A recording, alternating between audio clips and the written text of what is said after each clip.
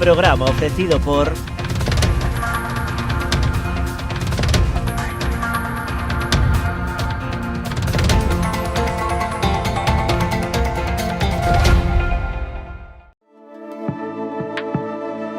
Potencie el éxito de su negocio con nuestra asesoría especializada en empresas, correduría de seguros y servicios jurídicos. Optimizamos estrategias e impulsamos crecimiento con soluciones efectivas. Visítenos en Caldas de Reis, Pontevedra o Vilagarcía de Arousa. Grupo J. Rey Asesores, su mejor elección. Más información en la web jrey.es. A exploración e o traballo no viñedo levounos a elaborar viños con personalidades emocionais moi marcadas. Pionero é un claro exemplo no que nos vemos reflectidos, un viño viaxeiro, valente e intrépido que cada ano segue traspasando fronteiras. Enerxía e paixón, emocións que nos acompañan dende o primeiro día da nosa aventura. Pionero, Albariño 100%, de Viña Almirante. Si quedes a chamada, as súas almas vanse derrumbar. O reto non só está en acompañarte a ti, senón a esa parte túa que queda con eles aquí. Esa é a miña misión, meu obxectivo, miña maneira de vivir. Coñecémonos de toda a vida. A ti que te fuches, vaite tranquila, tranquilo. Queremos ser a túa empresa de transporte terrestre, marítimo ou aéreo, para envío de paquetería, paletería, largos, grupaxes ou carga completa. A fiabilidade e o trato directo co cliente son as nosas señas de identidade. Levamos 40 anos achegando solucións de almacenaxe, logística e transporte porta a porta, con disponibilidade 24 horas ao día, 365 días ao ano.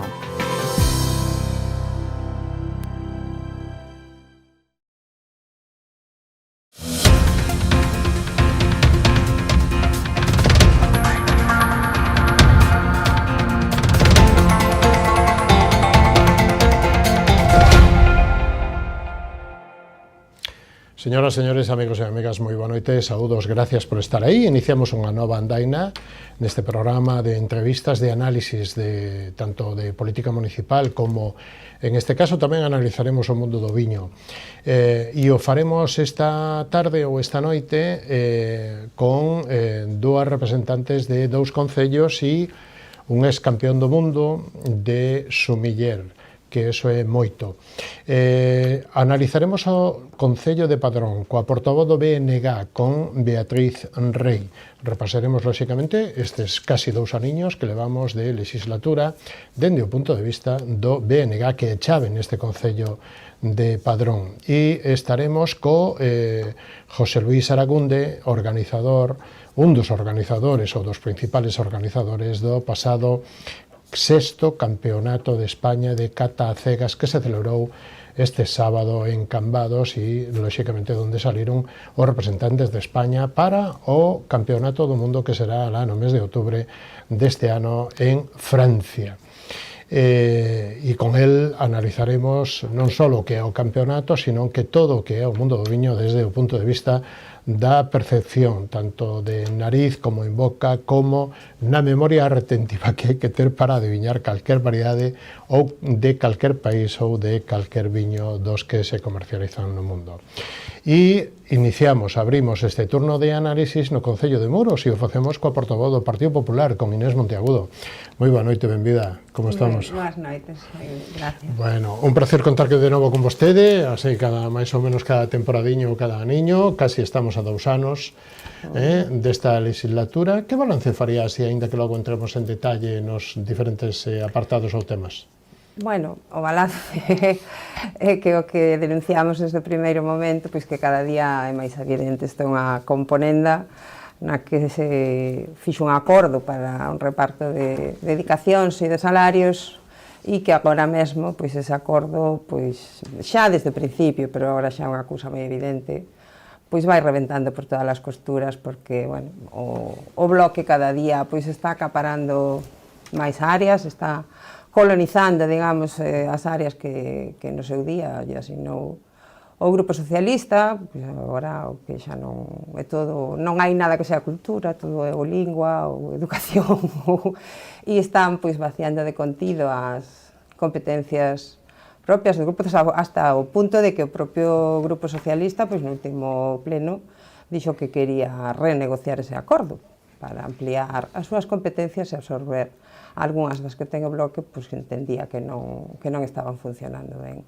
Entón, o balance, bueno, o balance pois non pode ser peor, digamos, nese sentido, porque o malo parece que, bueno, que nos estamos acostumbrando pois a unha forma de xestión na que se deixan un pouco de lado pois o que son os intereses dos veciños e do propio concello como entidade, e se están primando, digamos, bueno, pois situacións, a mañas situacións personais dos distintos membros do Grupo Socialista e do Grupo Nacionalista, máis que calquera outra cousa. É o que está primando en este momento. Recordemos para a audiencia, nas pasadas eleccións municipais do ano 23, o Partido Popular acadou 40% dos votos, 5 concelleiros, Bloque Nacionalista Galego con 27, 4 concelleiros, Partido Socialista con 25%, 3 concelleiros, e Muros Centrado con 8%, un concelleiro. Como estamos de orzamentos, como está a situación económica do Concello e por onde apunta, lóxicamente, a xestión que ten que ver co día a día e coas principales actividades económicas? Bueno, acabamos de aprobar un plan financiero, un plan económico financiero, como tantas entidades, ben é verdad, pois mentras estuveron suspendidas as reglas de gasto, bueno, non había que valorar pois determinadas cuestións económico-financeiras do Concello, aínda así, no seu momento, pois aínda que nos aplicaban as reglas de gasto, pois cumplimos sobradamente, e en este momento, bueno, o orzamento que se aprobou no seu día, agora estamos con un orzamento prorrogado, xa era un orzamento que non se axustaba ás necesidades do Concello, e iso quedou pois máis que acreditado desde o momento en que o resultado do orzamento pois foi negativo e tuvemos que aprobar un plan económico financeiro. Nos ofrecémonos no seu momento para ver as medidas ou suxerir posibles medidas que pudesen aplicarse en ese plan económico financeiro, sobre todo no que é relativo á xestión de tesourería, que creo que é moi mellorable, inda que agora hai un tesoureiro, un funcionario que ocupa esa plaza que estuvo moito tempo vacante. Entonces, aproveitar pois esa situación de que hai un funcionario para poder mellorar cuestións de tesourería, que ademais creo que se podería recaudar máis diñeiro sin incrementar os impostos ou as tasas que se están cobrando. Sí, porque hai que facer unha revisión de padróns, bueno, pues de padróns de lixo, de padróns de agua, que en moitos casos pues están desde hai moitos anos sin revisar. Pero as únicas medidas que se estableceron nese plan pues foron non cubrir as vacantes, cando ademais foi unha promesa que este bipartito, bueno, esta componenda fixo no seu día de que iban a cubrir todas as vacantes que estaban, as plazas de funcionarios ou de traballadores municipais que estaban vacantes, pois a única medida que se lles ocorreu para ese plan pois foi non cubrir as vacantes e subir impostos. Bueno, a salida que hai, eu entendo que co nivel de gasto corrente que levan teñen que recaudar máis, porque si ou si se fixeron, bueno, aportacións do que era o remanente, se fixeron aportacións por varios, máis de 1 millón de euros do remanente que había, se foi incorporando para gasto corrente, vale? Todo o post deste ano, que son pois 700 e pico mil euros, vai a gasto corrente, xa o ano pasado, parte do post, foi a gasto corrente, e evidentemente pois non hai cartos que chegues e ti tes, bueno, pois gabinete de prensa, gabinete de redes, asesoramentos varios, campañas que non teñen moita repercusión, nin siquiera moita acollida, que costan pois caras, pero bueno, non vai haber diñeiro que chegue, van a ter que subir os impostos e si vanse escudar, pois vanse excusar no tema do lixo, de que hai que, sabes, subir as tarifas do lixo para adaptalas ao que é o coste real, que hai, bueno, hai moito que falar, que ese coste real é o coste que ten a recollida de lixo, é o coste que ten a mala xestión que no seu momento se fixo e hai que incrementar os costes do lixo, bueno, aí habería moito que ver. pero supoño que se van a escudar en eso e van a subir o resto de impostos municipais, porque a única maneira que coñecen eles de recaudar. As facturas os proveedores están pagando en prazo? Sí, o período medio de pago, bueno, no seu momento nos instauramos un sistema de pagos dentro do que é o propio funcionamento interno do Concello, que axilizou moitísimo os pagos, e nos, cando marchamos, teníamos un período medio de pagos de 2 días, de un día e pico. Se sigue mantendo porque o sistema non o modificaron e sigue funcionando. Eu imagino que sí que se vai a disparar a morosidade, hasta agora estaba controlada, pero supoño que se vai a disparar o que é a morosidade, porque o período medio de pago solo computan os días desde que ti recepcionas a factura hasta que a pagas, pero cando tes a factura aí sin recontabilizar, digamos, eso afecta a morosidade, non o período medio. Entonces eu penso que agora eso vai a pasar porque non hai diñeiro que chegue para tanto salario, para máis unha cousa, os salarios xa foron no seu día altos, pero ademais se foron incrementando así de forma un pouco sibilina, digamos, porque se meteu nas bases do orzamento unha modificación para subir os salarios no IPC, que non estaba aprobado no seu momento cando se aprobou, e se están pasando agora mesmo dietas de kilometraxe e de estancias que antes non se pasaban. Entón, bueno, ese gasto pois vai sumando e todo, e ao final pois todo repercute no que é a xestión municipal, orzamentaria. E como está axudando, como está colaborando campañas, non só campañas, sino tamén, digamos que facilitar e apoiar ao pequeno comercio, ás industrias, o movimento económico que hai no Concello, no municipio?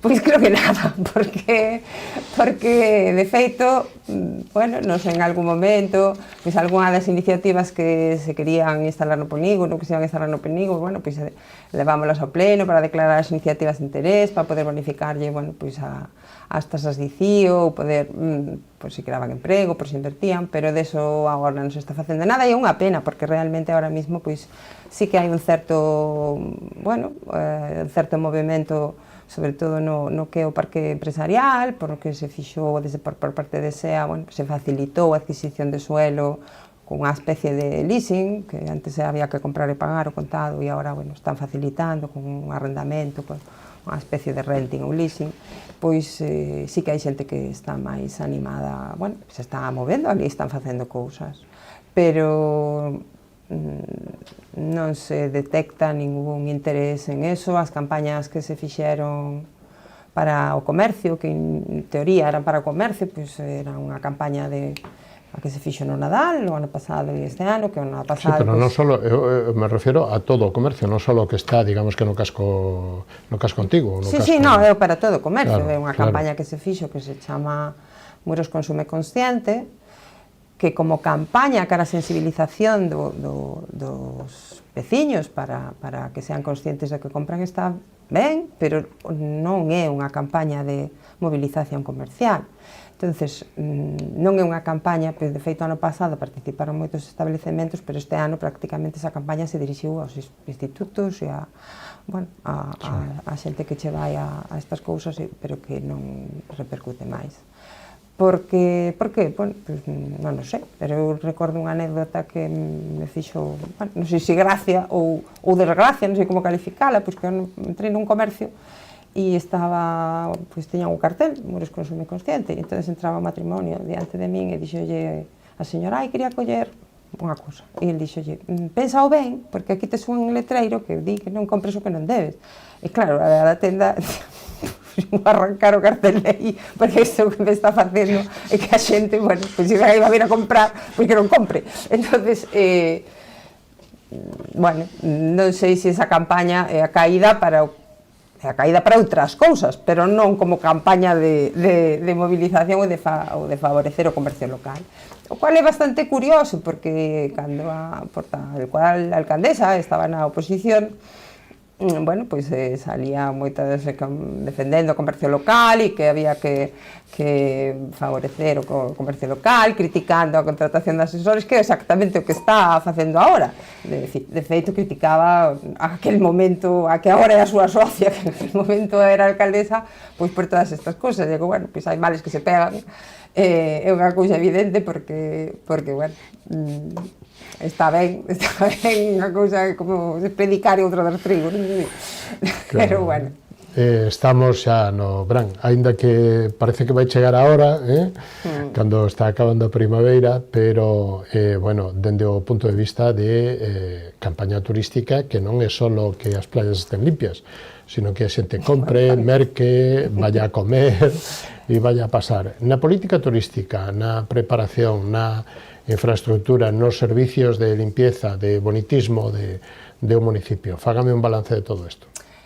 Pois mira, conseguiron unha bandeira azul para a Praia de San Francisco e con eso entendo que queren ocultar pois que o Pozo do Cachón está pechado porque non se pode abrir polas condicións nas que está, pois que as festas parroquiais bueno, van desaparecendo, a que é a propia do Concello, que é a de San Pedro, polo menos, pois que non hai Festival das Carrilanas, ni baixada de Carrilanas. Sí, bueno, logo lle dedicamos un apartadiño sobre bueno, pero quero decir, sí, son eventos importantes. Son eventos, hombre, as Carrilanas é bueno, pois a única festa de interés turístico nacional que tenemos na comarca e non hai moitas en Galicia. Claro. Pero quero decir que son os eventos que marcaban o verán en Muros sempre, bueno, pois Muros Miromar, pois o Castelo Roca, as Carrilanas, a Virxen do Carmen, a festa de San Pedro, que era un pouco a que marcaba o inicio do verán, bueno, se están transformando no caso da festa de San Pedro, ano pasado, pois se transformou en outra cousa, e o resto, bueno, ante as dificultades, que é verdad que cada día máis dificultoso organizar un evento e todo eso, porque hai moitísimas máis, cada día son máis rígidas todas as normativas que hai que cumplir e máis complicadas, pero é verdad que non se lle está facilitando nada a xente, e entonces, en ese sentido, se ti ves que eso, pues que o Festival das Carrilanas desaparece, que o recinto do Pozo do Cachón, que é un recinto bueno, único prácticamente casi en España e que ademais atraía moito público, de feito a xente chega ali porque ademais, bueno, chega ali e ten que dar a volta porque está cerrado e vallado, non é que xa non é que non se poda entrar no edificio, é que non se pode ni siquiera acceder ás pasarelas. A única pasarela que está operativa é a que nos deixamos preparada para sustituir, pero non se fixo nada máis, parece. Ahora andan anunciando que se a Diputación vai a dar diñeiro para eso, pero, bueno, de momento... Pero esa falta de mantemento, porque a que se debeu? Bueno, un edificio que requiere moito mantemento, se nos fixéramos no seu momento pois unha reparación de toda a carpintería, das ventanas, pero, bueno, está exposto ao mar, requiere case un mantemento anual que non se volveu a facer, e ademais pois está exposto, bueno, en este caso os temporais que meteron agua dentro, volou un trozo da cuberta, pois se deixou voar, caeu a barandilla que da ponte que dá acceso, estuvo no mar pois 2 ou 3 meses ou 4, hasta que, bueno, a base de preguntar nos plenos, pois a retiraron, pero a barandilla non a volveron a colocar. E como eso, pois é prácticamente todo. Nos ano pasado, pois poñoche un exemplo que é unha pena, que isto ven a punto de primeira foto e ao final non o fixen porque non quería tampouco tal, pero o ano pasado había unha pasarela na praia de Lariño, no Encoradoiro, totalmente destrozada e ademais con peligro porque estaba chea de astillas. Bueno, nos reiteradamente pedimos que a amañaran ou que a retiraran, porque tal e como estaba, pois era máis peligro que outra cousa.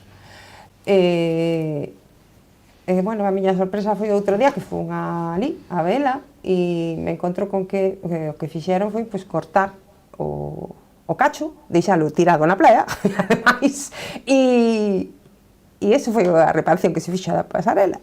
Nos sacáramos a luz, ademais, cando a alcaldesa anunciou que estaba estudiando a posibilidade de implantar unha tasa turística. E eu dixen, bueno, a tasa está ben, pero, bueno, pode estar ben se é necesaria, pero non podes poñer unha tasa turística se ti non tes os teus recursos bueno, xa non digo en modo excelencia, pero en modo pasable, polo menos, ou aceptable. E, bueno, pois como eso, pois casi todo, pois a playa de Esteiro, bueno, está chea de area, o paseo, o acceso, estaba abandonado, todo o recinto, todo o que é o Artón, que é a zona, bueno, o parque que está pegado á playa de Prameán, levan os veciños xa moito tempo queixándose do estado. Claro, pero isto afecta, lóxicamente, a toda a industria de turismo, toda a hostelería. Afecta a todo e, ademais, afecta a imaxe do noso claro. concello. Date conta que hai máis de 2 anos que está unha das rúas principais que sube ao casco de Muros cortado polo derrume da capilla. Sabes que hai unha noite boa de hai 3 anos, vai a facer 3 anos, se derrumbou unha capilla en Muros por unha avalancha de, bueno, por un tema de agua. Ninguén se lle tocou, esa rúa está cortada desde aquela. É unha das rúas, é a Rúa Hospital, que é unha das rúas que comunica... E o Concello non xestiona con patrimonio? Bueno, pois mándalle escritos á Iglesia, que é a propietaria dese establecimento, pero, bueno, dese recinto, pero non hai nada máis, aquilo sigue como estaba. Entonces, bueno, el así, bueno, eu creo que nunca se reuniu con eles, bueno, non sei se falaría con alguén, pero desde logo, nós xa no seu momento fixéramos varias reunións no arzobispado, en Santiago, bueno, para meterlle premura por isto, porque é un tema moi relevante, e ademais é unha rúa, bueno, pues, do propio casco, a que vai desde o Chalón hasta a Casa da Cultura, un sitio moi frecuentado, e está, bueno, pois ali vallado, cheo de maleza, que as pedras cada vez pois caen máis, bueno, é un pouco a imaxe de desapego que hai, e todo o Muros, se por algo se caracteriza, é polos seus espacios naturais e polo seu casco histórico. Maravilloso, además. E, bueno, ter unha bandeira azul en San Francisco, pois non sei se vai a ser capaz de ocultar todo o demais. E aposta o Concello, ven apostando esta legislatura digamos que polo turismo, por Fitur, pola campaña, pola Ría da Estrela, bueno, a Fitur foron... Sí, pero acábase aí, digamos que a aposta, na foto. Eu entendo que entendo que sí, de feito,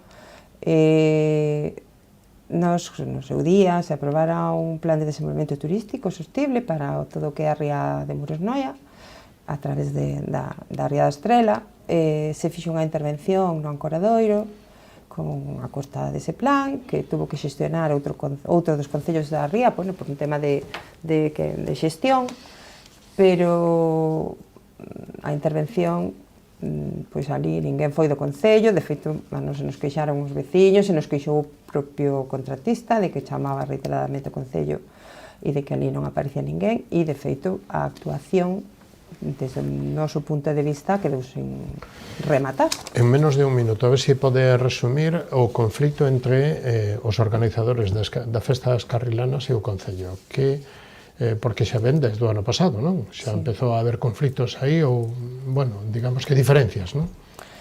Bueno, eu creo que isto é unha guerra que se fixo con toda a intención contra a actual directiva das Carrilanas. A resposta deles pois, pode ser que tampouco fora todo o correcto que debía de ser, ou na línea que debería de ser, desde o noso punto de vista, pero organizar un evento como as Carrilanas non é nada fácil, e a verdade é que a organización sempre foi de 10, nunca houve nada que dicir, polo menos durante o noso tempo, aínda que é certo que o Concello pois, colaboraba de forma máis estreita que agora. A impresión que dá, visto desde afora e sen meterse en moitas profundidades, porque nós non sabemos os entresijos que tuveron entre eles, que, bueno, foron salindo algunhas cousas, pero, bueno, visto desde fora, a impresión que dá é que isto é unha cousa de derribo da directiva actual das Carrilanas, sin máis. E quedamos en Carrilanas e punto. Sí, porque, claro, non é unha cuestión fácil de organizar e necesitas moitos permisos e facelo con todas as garantías, porque non é un evento, digamos, inocuo no sentido de que non, bueno, de que se poden pasar cousas. E de feito teño pasado. Sí. Entonces ti tes que facelo con todas as garantías. Se non tes apoios, se che están dicindo que che tramitaron uns permisos e non che os tramitaron, quer decir, a desconfianza, bueno, está xustificada, se iso é así. O resto de eventos de festas ou de eventos gastronómicos, saneamento e parroquias, metemos todo nun paquete que se nos vai o tempo, señora Monteagudo. Bueno, sabes que falo moito. Ben para falar. Os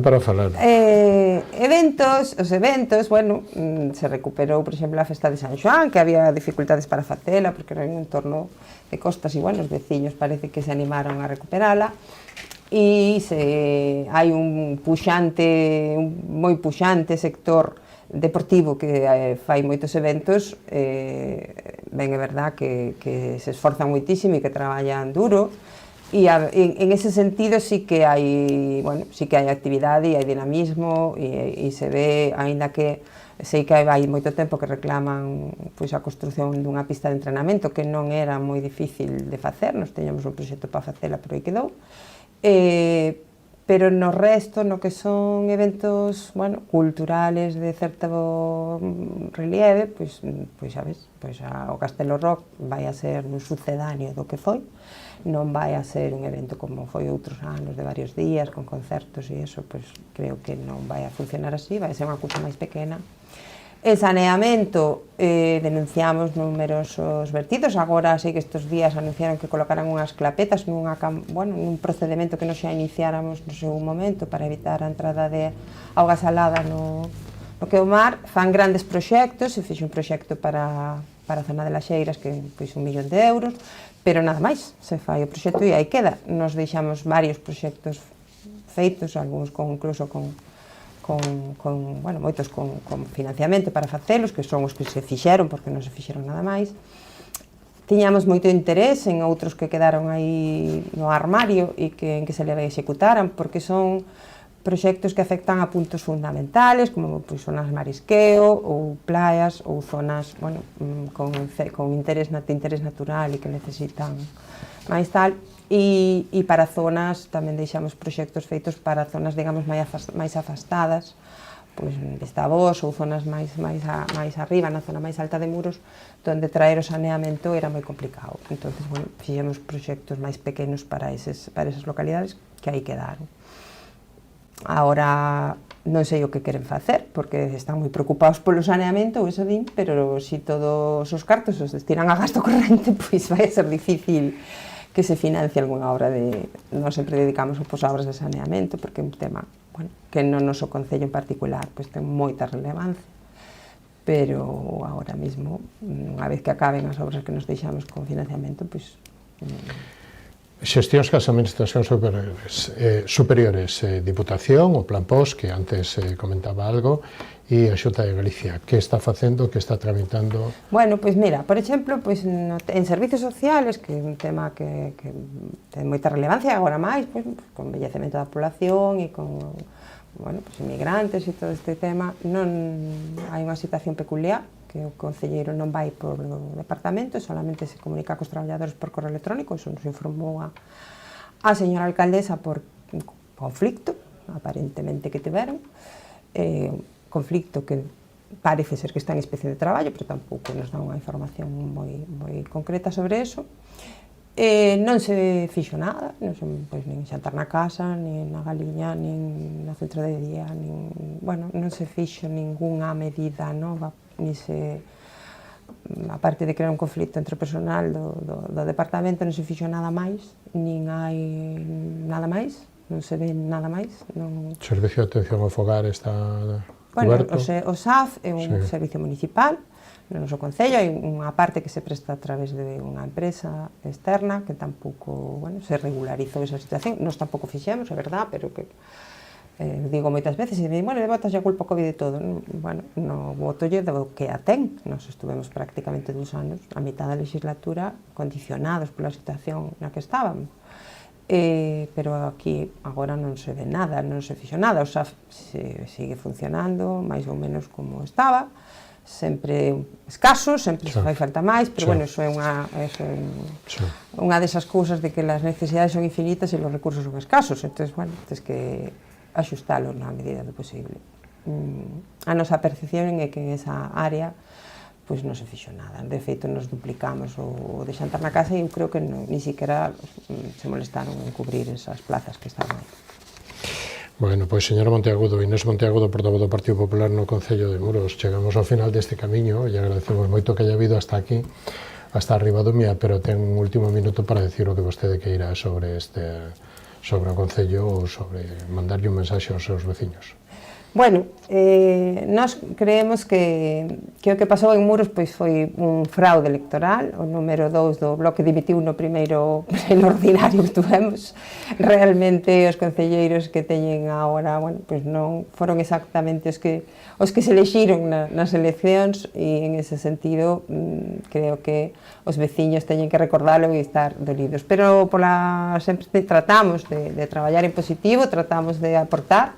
Nos ofrecemos en numerosas ocasións para axudar ao goberno nas cuestións que eran de interese xeral. Nunca aceptaron a nosa mantendida, pero eso non importa, nos vamos a seguir traballando polos veciños e tratando de conseguir cousas para o noso concello. Agradecer a Canal Rías Baixas a oportunidade de estar convosco e de participar e de tamén transmitirlle o traballo que estamos facendo a todos os veciños de Muros. Moitas gracias. Un placer, hasta unha vindeira ocasión. Moitísimas gracias. Moi boa noite. Moi boa noite. Nos vamos a Publicidade do Man. Dos patrocinadores, volvemos en un instante e recibiremos a José Luis Aragunde, campeón mundial de sumillería, de nariz de ouro, xerente, lóxicamente, de Ribeira de Fefiñáns en Cambados e organizador, ou un dos principales organizadores, xunto co seu irmán e, lóxicamente, as institucións tanto locales como comarcales do 6º Campeonato de España de Cata a Cegas. Falaremos moito de viño hasta ahora mismo.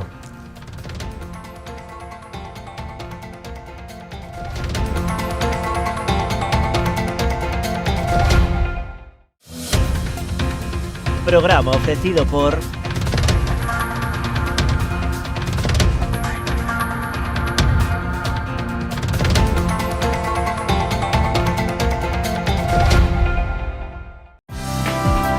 Queremos ser a túa empresa de transporte terrestre, marítimo ou aéreo para envío de paquetería, paletería, largos, crupaxes ou carga completa. A fiabilidade e o trato directo co cliente son as nosas señas de identidade. Levamos 40 anos achegando solucións de almacenaxe, logística e transporte porta a porta, con disponibilidade 24 horas ao día, 365 días ao ano.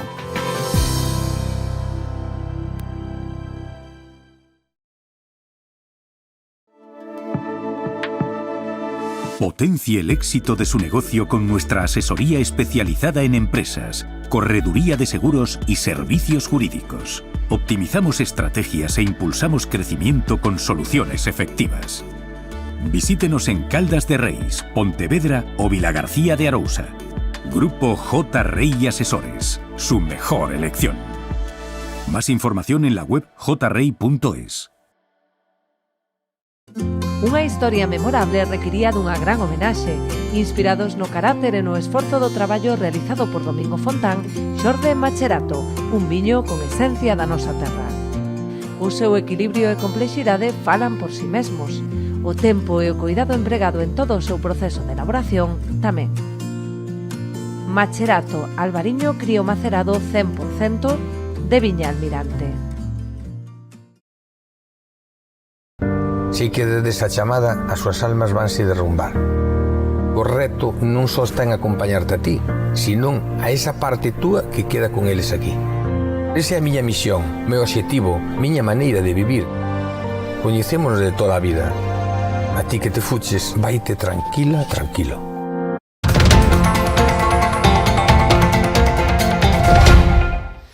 Pois estamos con todos vostedes de novo, dende a Ribadumia, e é o momento que lles anunciaba xa fai uns minutos de falar de viño, do mundo do viño, de como se debe de catar, como debemos de apreciar o viño. E isto o facemos e lle damos a benvida e a boa noite a José Luis Aragunde, sumiller, campeón mundial no ano 2015, fai agora 10 anos, e aparte de eso xerente de un negocio, non sei como chamalo, que se chama Ribera de Feciñas en Cambados, pero, bueno, é máis que un restaurante, é máis que unha tenda de viños, non sei canto é. Para mí sempre foi a vinoteca, a vinoteca Ribera de Feciñas. A vinoteca, pois aí o deixamos. Sí. Benvido, moi boa noite, como estamos? Boa noite, gracias por invitarme. Bueno, un placer. Antes de empezar nesto, sí me gustaría que nos fóramos a este fin de semana. O venres se reciben aquí os mellores a un equipo de 160 sumilleres e catadores profesionales na terraza de Martín Codas, e o sábado campeonato, sexto campeonato de España en Cambados. Que importancia ten isto e que complexidade ten organizar un campeonato de España de cata a cegas, en este caso? Bueno, pois para min moi importante, evidentemente, porque é a sexta vez que organizo un campeonato deste estilo, pero sobre todo porque eran Cambados, tiña un pouco máis de responsabilidade máis que outras veces. Xogar na casa o sea, ten máis responsabilidade. Exactamente, entonces, pois nada, aínda que xa temos a experiencia de outros 5 anos atrás, que se fixo sempre normalmente en zonas con tradición de viño, claro, como é Jerez, como é San Sadurní de Noia, Peñafiel, claro, etcétera. Pois e a primeira fora en Villagarcía, non? A primeira foi en Villagarcía, sí. Villagarcía foi como o primeiro proxecto piloto, porque eu despois de participar xa 9 veces en 9 campeonatos seguidos do mundo de cata, pois o francés encargado do campeonato do mundo, que é Philippe de Cantenac, que traballa para la Revue de Vin de France, que organiza este campeonato a nivel mundial, pois nos animou a facer un concurso en España. Entonces, dos 4 campeóns que quedamos ese ano, pois eu fui unha persona que me vin como un pouco máis disponible, sobre todo por tempo, por a miña actividade, para facelo. Entonces, aproveitando que en Villagarcía, en a feira do viños que se chama Castes, que normalmente en novembro, en Villagarcía da Rousa, pois xa había feito 2 catas dese perfil, un nivel menor, pois pensamos que era un bo proxecto piloto para ser o primeiro campeonato de España.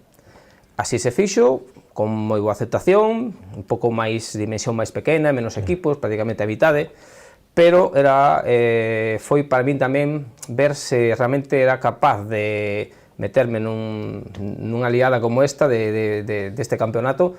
Saleu moi ben, e así foi sucesivamente hasta que este ano foi en Cambados. Estamos falando de un campeonato oficial. Sí. Estamos falando de normas internacionales. Estamos falando de moita categoría. Sí.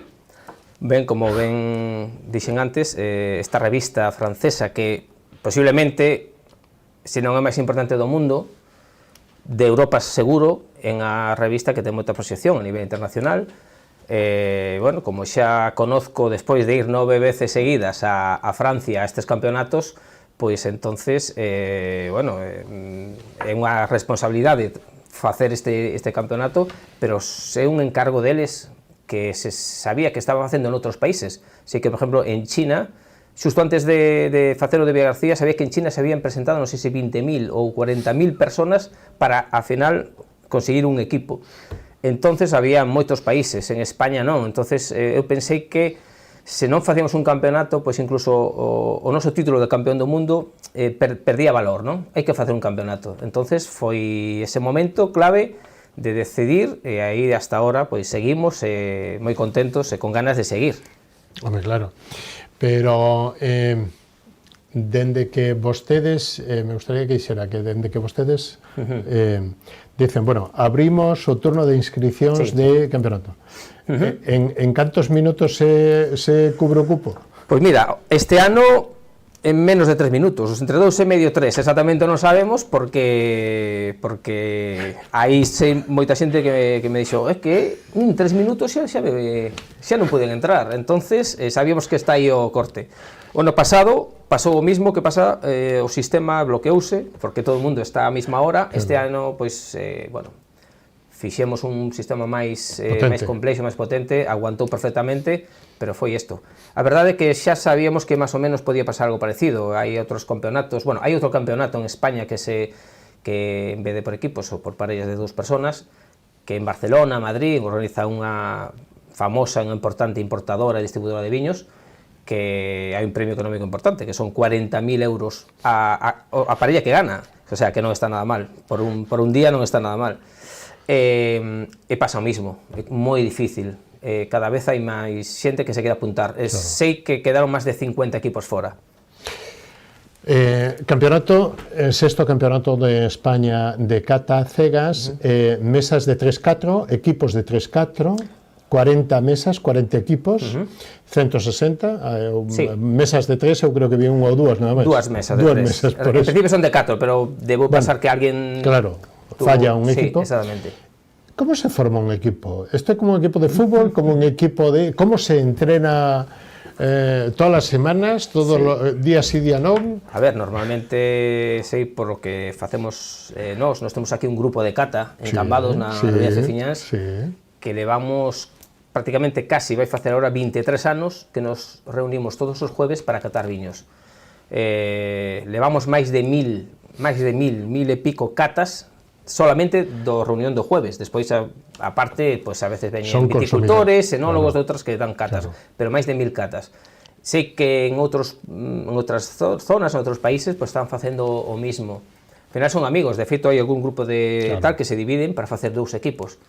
O problema é que podan entrar todos, porque todo o mundo que estuvo aquí, a verdad, a maioría son personas importantes, conocidas, expertos, exactamente, pero non todo o mundo pode apuntarse porque non hai cabida para máis, senón seguramente habería máis xente. Entonces, normalmente son reunións, senón semanales, mensuales, que se reúnen para que alguén do grupo pues compra o viño pues, en tiendas, en online, entonces pon a proba os restos equipos. Isto non ten máis truco que... Entrenamento, catar, as cegas é o que hai que facer. Canto máis experiencia, evidentemente que hai que ter certas condicións, pero moito entrenamento, sen duda. Cata cegas é que non se sirve non se sirve nin en botella con saco, vale? Claro. Se sirve en decantador. A forma da botella dá moitísima información. Pola forma da botella xa pode saber que non é. Por exemplo, as botellas Ring, típicas dos viños de Alemania, por exemplo, de outras zonas tamén, antes se utilizaban moito, estaba moi de moda aquí en Rías Baixas, agora se utiliza máis a botella Borgoña, pero en Alemania, a non ser que sea un estilo máis moderno, que ahora sí empezan a ver de outro tipo de botellas, todas son así. En Borgoña, todo o mundo fai a tipo de botella Borgoña, en Burdeos, casi imposible ver unha botella Borgoña, entonces podes descartar pola forma da botella o que pode ser. Entonces, se xa leva lacre, non leva lacre, se leva cápsula, a xente solo con ver eso dá moitísima información, por lo tanto o viño se decanta, non se sabe nada. 8 viños, 6 variedades, creo, non? 6, 8. Son 8 viños diferentes de calquer parte do mundo, donde foron dous champáns. En este caso, dous champáns espumosos que eran champán, podían ser calquer espumoso. Da Champaña, exactamente. De feito, había 3 viños da zona de Champaña, porque foi un pouco unha sorpresa, porque había un Coteau Champanois, que é un viño tranquilo que se fai na zona de Champán. O sea, había 3 viños dali. Normalmente suele ser máis variado porque, bueno, suele ser coller algo de Novo Mundo, Nova Zelanda, de Sudamérica, poñer un pouco para este ano, pois, bueno, a veces hai que un pouco xogar coa sorpresa, exactamente. Sorpresa. Un albariño a Rías Baixas, un caíño de Rías Baixas. Había que facer un guiño, que non sempre se fai, porque a xente, cando se fai nunha zona, sempre estás esperando que poñan un viño desa zona. E a veces non se pon para... E non se puxo un albariño, sino un caíño. En este caso, vamos a pedir unha variedade autóctona de aquí, un caíño, que, bueno, eu estuve revisando todas as probas, creo que a mitad máis ou menos, ou algo máis da mitad, puxo que era Galicia. Moita xente puxo Ribeira Sacra, pero moita xente puxo Caíños, e variedad, sí? Hubo quen acertou incluso o viño completo, sí. Hubo quen acertou. Pero o porcentaxe pequeno. O viño completo, que eu sepa, só un equipo acertou completo. Había 2 equipos galegos, non? No, había máis equipos galegos. Eu, en principio, pensaba que só había 2 equipos, pero había 2 de Pontevedra, Ajá. E un de había Vigo? un de Vigo, Sí. outro de Coruña, e había outro equipo 4, máis de... 3, 4. Bueno, tamén da zona de Vigo, Ajá, por aí. ajá, 4 ou 5. Había 5 equipos. Sí, 5 sí. equipos. Sí, sí, Vale, sí. vale. Digo porque un Caíño é unha variedade moi escasa, con moi pouca produción Bueno, todavía. Este Caíño, que en este caso era de la bodega de Zárate, de Eulogio, do Vigo Locho, era un viño que... Un dos membros do moi- equipo de cata, ¿no? Tamén, do campeón do mundo tamén, no 2015, Claro. que estuvo ali, pois abrindo as botellas, Sí, sí. e preparando, bueno, xa tiña experiencia bastante en isto, inda que pensemos con a Caíño, unha variedade que non se conoce por aí, sí se conoce, porque estas son personas, a mellor de sumilleres, que saben de que están falando. E Igual cata- conocen mellor os viños de aquí que moita xente de aquí, sí E se conocen. os que, digamos que outra cousa para os, porque logo entramos Sí, sí, sí. en máis detalles, pero para Sí, que sí, non sí, se sí. me esquenza para a audiencia. Sí. Hai que adivinar nunha copa de calidad, vamos todo de calidad, unha copa de calidad, se sirve un viño con decantador, solo se ve unha xerra de viño para que nos entenda a Sí, sí, audiencia, se sirve, e de aí os 4 membros da mesa teñen que adivinar que variedad, que país, que denominación de orixe, Exactamente.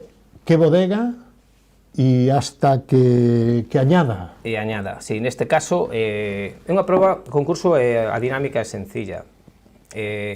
Unha vez cada unha das persoas ten unha copa, sirve unha pequena cantidad de viño, eses todos que está dicindo, a añada, país, ten unha puntuación, o que máis puntúa é saber a variedade, Claro. que son 10 puntos, despois os restos son 5, ou a añada son 3 puntos.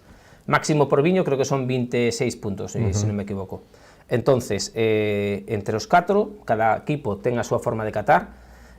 Nos, as veces que participei, deixamos uns minutos porque son 10 minutos por viño, pois os 2 Correcto. primeiros minutos 8 para... viños, 10 minutos, 2 horas. Exactamente. Para que nadie influya, pois sempre estamos uns minutos donde cada un el mismo ten que intentar adivinar. Porque aí se influye moito neste caso, se por equipo, se un di isto, o demais, normalmente se desconcentran, xa empezan a ir por aí. O mellor é que cada un teña a súa opción e despois se pon unha aposta en común.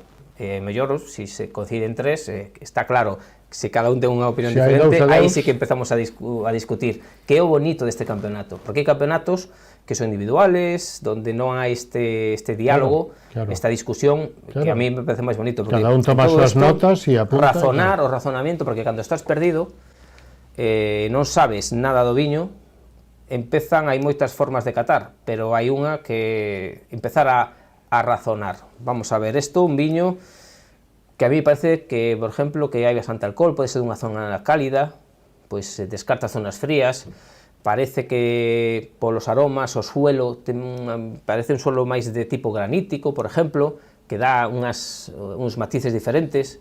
Entonces vas descartando unha elaboración máis ben con madeira, sin madeira, máis moderna, máis clásica, eso dá moitas pistas e pouco a pouco descartando podes chegar. É unha forma, vas analizando pouco a pouco, chegas ao final a un viño que a veces desa forma se acertan moitas cousas.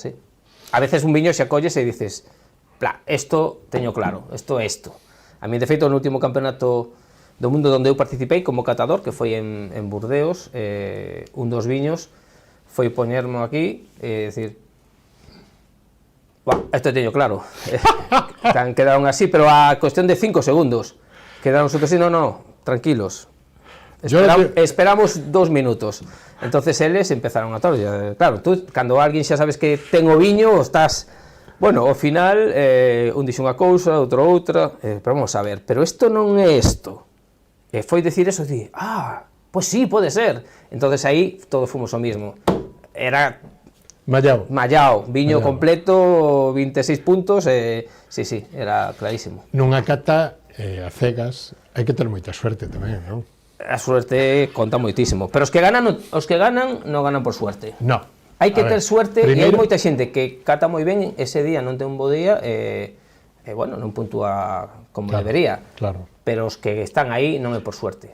No, me refiero a ser campeón, lógicamente, claro. Hai que ter suerte de que caigan algún viño que hayas probado, porque... Que non te confunda, claro, que poidas arrimar... punto de suerte que ter sempre. Claro, a eso me refería. Pero que sí hai que ter, digamos que, me gustaría que definiras un pouquiño, porque falamos para toda a audiencia, e me gustaría tamén que fora un pouco escuela de cata, non? É dicir, nós temos un viño nunha copa, cando esta noite vayamos a cenar ou mañán, a hora da comida ou este fin de semana que nos reunimos con os amigos, como debemos de enfrentarnos a unha copa de viño, incluso que conozcamos ou que non conozcamos. Temos que primeiro fase visual, logo nariz, logo mover un pouquiño para que se abra, en boca, vale, pero logo como se almacena toda esa información, como se memoriza para que eu, dentro de un mes, dentro de 2 meses, de 3 meses, eu tomo ese mismo viño, sin saber que é o mismo, sin ver a botella, e eu podo chegar a recordar que este é o de Manolo ou o de Pepe.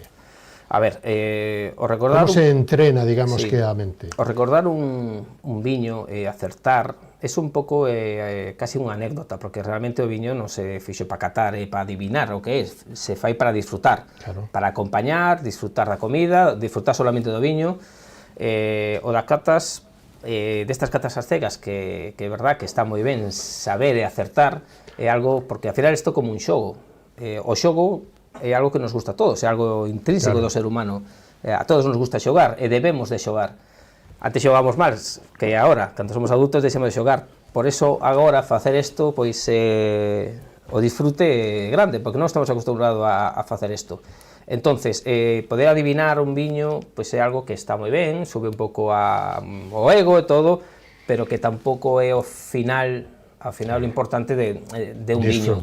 Agora, se ti o que queres, porque me parece que hai moita xente que ao final lle gusta, como todo, saber a cultura general, saber do mundo do viño, pois o que tes que facer é a mellor empezar con hai que ler algo, porque hai que saber das variedades, non só eu, tamén hai que ler moito, xa leí moitos libros do mundo do viño, ahora menos, pero hai que ler para saber. O mundo do viño é moi complexo, solo en España máis de 4.000 bodegas, máis de 400 marcas, máis de 80 denominacións de origen distintas. En España solamente. Claro, en España, e logo non vayamos a todo o mundo. Entonces isto, quero decir que poder diferenciar unha variedade, a mesma variedade albariña posta aquí ou en Australia, non é o mesmo. Non é o mesmo, claro que non é o mesmo, porque outro clima, outro suelo, pero para a pregunta que me estaba facendo antes, o que hai que facer é ter a mente moi aberta, e probar moitas cousas, pois cando vas por aí, pois hai xente que só pide o mesmo viño, pois eu solo bebo Ribera do Duero e na máis. Bueno, pois ahora mismo, que hai bastantes variedades, bastantes viños diferentes de moitas zonas, as cartas dos restaurantes agora son bastante ricas en ese aspecto, pois preguntar, probar, preguntar á persona encargada ou mesmo ter un pouco de curiosidade. A curiosidade é o que fai que ao final poidas aprender de algo. Entonces, hai que ser curioso, hai que probar outras cousas e ser un pouco sensible tamén, porque, bueno, evidentemente, se ti queres saber algo máis de viño, non podes estar sempre bebendo o mismo. E hai cousas moi interesantes, moi sorprendentes, e como en todo, hai o que a mí non me gustaba antes a lamprea, non quería probar, pero cando agora xa que a probo me encanta, quero decir, que hai que probar. Me dicen, non, que a mí non me gustan os viños estes que parece que non ten nada de color, eu son de... cando probas viños así, dese perfil, como na Pinot Noir de Borgoña, que son sutiles, finos, que hai outras, búscanse outras cousas, non se busca esa textura, esa opulencia que pode ser un viño de aquí de Tempranillo ou un Burdeos, pero que ten outras características.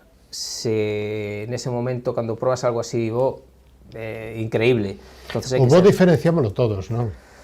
A veces costa, a veces non a primeira, non é a primeira, pero bueno, cando hai un viño destes, un super viño destes... O mellor semiller pode ser en unha cata confundido con un viño barato pensando que é un viño caro?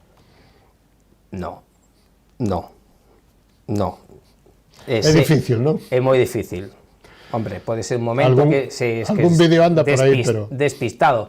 Bueno, a ver, a mellor si hai algún vídeo así, a ver, a mí a mellor me veñen alguén a probar, mira, gustache o meu viño, non sei que, eu tampouco a mellor sou capaz de dicirlle a verdad, sabes, a mellor tamén, no, sí, moi ben, cantas veces, no, o viño que faz está moi bo, pero non compro, ao mellor non é tan así, bueno, hai un pouco tamén de respeto.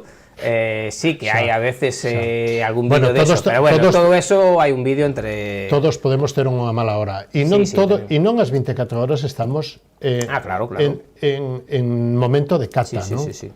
Eu podo decir que xa fixe moitas catas en donde en algunha pois non acertaba nada, non daba unha, había 5 viños de Rías Baixas e puxenos cada un a parte do mundo, e outras veces que estás centrado e apuntas a todos e acertas bastante. Eso depende tamén de ese día, logo que influye moitas cousas, a tu estado de ánimo, o clima, a presión atmosférica. Os catadores, unha curiosidade, os catadores non poden ir perfumados ás catas, non? Non deben, eso non debe, pero non é a primeira vez que... Pero tampouco sin duchar, non? Estaríamos na mesma, sería máis ou menos o mismo. Pero non é a primeira vez que estás nunha cata, bueno, por suerte sin duchar, nunca, pero con un perfume destes intensos moi potente. Porque contamina. É unha cuestión que contamina os aromas. Que son demasiado. Incluso a mí me pasa con miña muller, Olga, cando me dá seu viño da súa copa, inda que non bote perfume, me cheira a ela, cheira diferente. O sea, as persoas, ao final, temos un olor e sí que influye.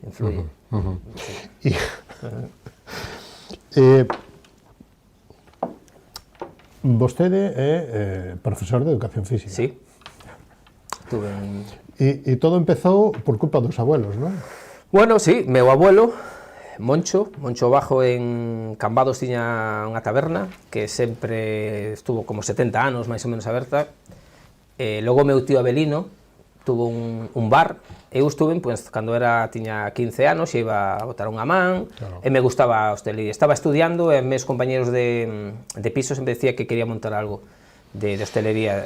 Despois o do viño empezou a gustar un pouco máis tarde, entonces era o momento. Entonces vimos ese sitio que era espectacular, en frente do mar, Ribeira Fefeñáns, e daqui é onde vamos a facer a vinoteca. Fun así, meténdome, compaginando as clases estuve en 17 anos dando clase en Vigo, nun instituto, con o que bueno, de levar a vinoteca. Antes, bueno, moitas horas. Os cinco primeiros anos, que creo que cerramos solamente o día 1 de enero, e o resto sin vacacións e sin nada. Traballar. Sí, traballar hasta que se fora o último cliente. Pero digamos que para estar e para vivir este nivel de profesión, de dedicación, ten que ser a pregunta ao revés, que é o viño para vostede? Ou que significa o viño para unha persona como vostede que disfruta non só bebendo, sino que enseñando, practicando, divulgando, vendendo, importando, exportando? Home, para min é o meu medio de vida, teño a suerte de que podo traballar da miña pasión. Eu non me queixo de que antes tiña un traballo que era profesor de educación física, moi bonito, estaba encantado, con compañeros de traballos, vamos, me iba todos os días a Vigo, desde onde daba clases, iba sempre feliz, non? Pero descubrí un mundo ainda para mí máis apaixonante que era o mundo do viño. Entonces poder decir, bueno, sacar rentabilidade, porque empecé coa vinoteca, pero nestes momentos, bueno, despois cambiamos, un pouco de casualidade montamos, miña muller é unha tienda en Cambados, a tienda levou a distribución a importación, foi así sin querer. Nestes momentos estou contento como, bueno, levar unha empresa costa, máis hoxe en día que está todo moi...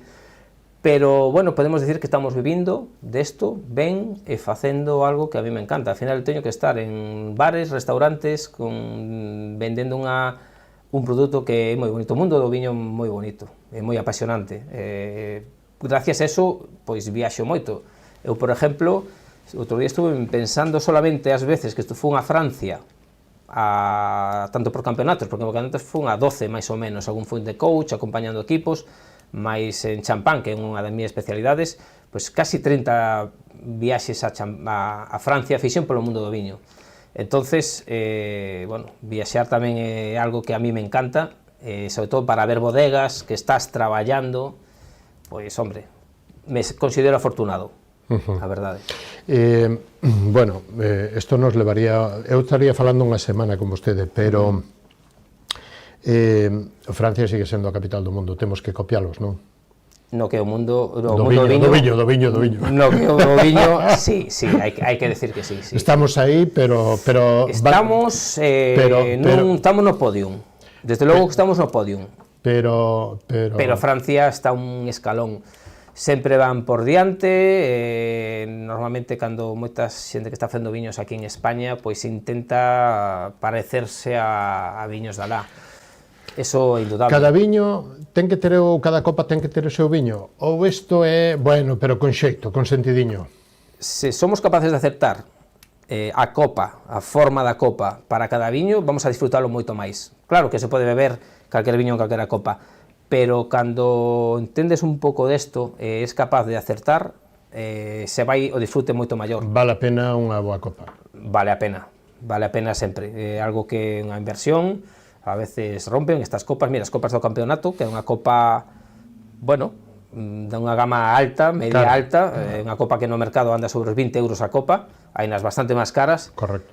Pero se eres amante do viño, hai que ter unha copa dese estilo, vamos, seguro, porque senón te estás perdendo cousas. Influye no sabor, influye na presencia e na valoración do viño. Cantas veces eu teño, bueno, como teño polo bar, teño bastantes estilos de copas, estás con un que ese viño non é o adecuado, cambias de copa e cambia totalmente. Digamos que para os non iniciados hai que ter vergonza de non saber ou non entender ou equivocarse á hora de catar un viño? Para nada. Nunca, non? Nunca, é que, vamos... E os mozos, a xuventude que, bueno, non, é que a min o viño, non, é que... É un problema que outro día me preguntaban, que é verdad que a xente xoven non está bebendo moito viño. Sí que para min é algo que me preocupa algo, porque ao final é un mundo que quero moito, quero que siga crecendo. A cultura do viño. E que ademais para sitios como aquí, que onde estamos nós, é importante que haya consumo de viño, porque senón estamos, toda esta xente que está vivindo No, pero é un modo de vida e é un modo de vida, exactamente. É unha cultura, non o exceso, pero senón isto é salud. Evidentemente, para mí a cultura é salud, porque o viño, como todo, hai que saber beber con moderación. Como comer. Non podes comer marisco todos os días, é malo, non? Pois terás algún problema, do que sea, tendrás algún problema. Co viño, o mismo. E tampouco se pode... Miña abuela viviu hasta 90 e pico anos, bebía viño todos os días, me enseñou a min a beber viño cando era un pequeno, que me poñía aquí a beber viño, que sea con azúcar e con pan que facía ela, que estaba espectacular. E aí está, conozco xente, todo con moderación é bo. Entonces, a xente xoven que non está vendo moito viño, pois habería que facer algo. Tamén sempre digo que a culpa non é de sempre dos demais, a veces é nosa, non? Que é a mellor que non estamos facendo ben para que non se beba máis viño. Porque, bueno, en outros países, en Francia bebe máis ou menos consumo per cápita o doble ou un pouco máis que España, Portugal é o triple, bueno, pois a mellor hai que ver que hai que facer para animar a xente, que ser menos snob a hora de falar de viño, porque moita xente, incluso cando ven as nosas catas, que levamos 20 e pico anos facendo catas, e algún, paso de ir porque eu ali non teño ni idea, non, que va. Veñen un día e aos 5 minutos están integrados. Hai que respetar e hai que animar. Señora, onde quedanos é un tema, isto é un tema de tempo, a min aprétame o taxi. Volvemos outro día. Hai un viño que poida ser canalla ou un viño que poida ser, non sei, perfecto, excelente. Que sería un viño canalla? Non lle poña nombre, pero defino o viño. No, para min un vino canalla, un viño, estou pensando, pois un viño perfil atrevido, diferente, fácil de beber, pois un viño destes que está facendo agora con burbujas, estilo un pet nat, que é un viño que non é como un método champanual, segunda fermentación en botella, son viños máis fáciles de beber, máis económicos, viños que teñen menos alcohol, por lo tanto, teñen máis bebibilidade, como digo eu. Entonces, ese perfil de viños son atractivos incluso no color, xogan con soras wine, con colores máis atractivos. Para mí eso sería... Os rosés para as sí, mulleres por ejemplo, claro. Bueno, para ellos no, para todo o mundo. Bueno, pero principalmente. Principalmente, porque, ¿no? O objetivo dos rosés ou dos sais ou dos... Hai viño, incluso viño sin alcohol, que ahora mesmo se está... Sí. Que eu empeza. Aínda non provei un viño sin alcohol, fai tempo que provei un. Bueno, xa en Rías Baixas. En Rías Baixas hai un que me gustaría probar, outro día non estuve a punto non... Mira, se eso fai que se venda uva e se venda un produto, leve riqueza e a xente disfrute, es que está claro. O precio nunha botella de viño representa sempre calidad ou a veces? Normalmente, sí, pero hai casos en que de ninguna forma... Pesa máis a marca que a calidad do viño. Marca, porque ao final, bueno, a marca, o marketing é importante. Moita xente, moitas bodegas prefiren invertir en eso que na viña. Pero bueno, pero que ten que haber de todo. Claro, bueno, pero... Gracias a eso, mellor... Vostede está aquí como experto para sí, axudarnos a entender eu que podería, se me preguntas, podo decirche, este viño, pois, polo que vale, para mí non ten calidad. Claro. Este en concreto, claro. Son casos en concreto.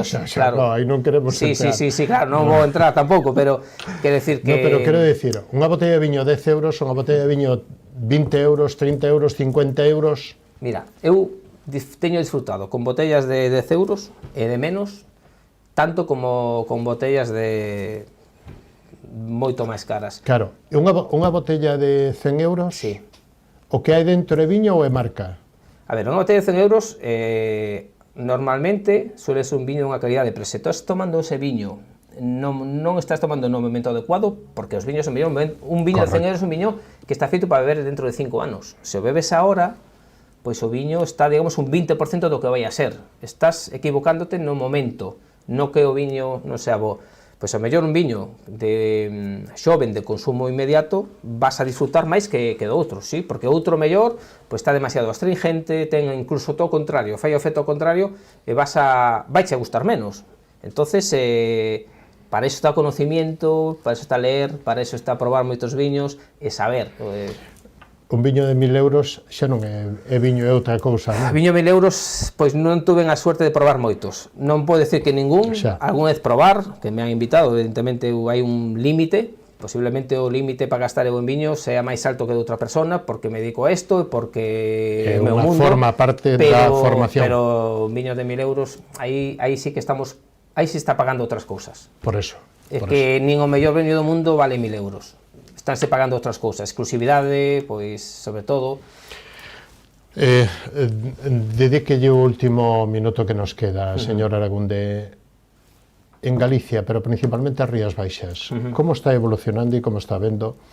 Porque, digamos que as denominacións e as adegas e os enólogos evolucionan cos anos, tamén nós evolucionamos cos anos, non? Quero dicir que o que usted hoxe valora, ao mellor non o valoraba tanto, valoraba outras cousas hai 10 anos, non? Cando cataba os viños, non? Todos os mundos vamos evolucionando. Como ve agora a evolución? Pois mira, en Galicia, en concreto en Rías Baixas, temos a suerte de que, digamos, que vamos a favor de corriente.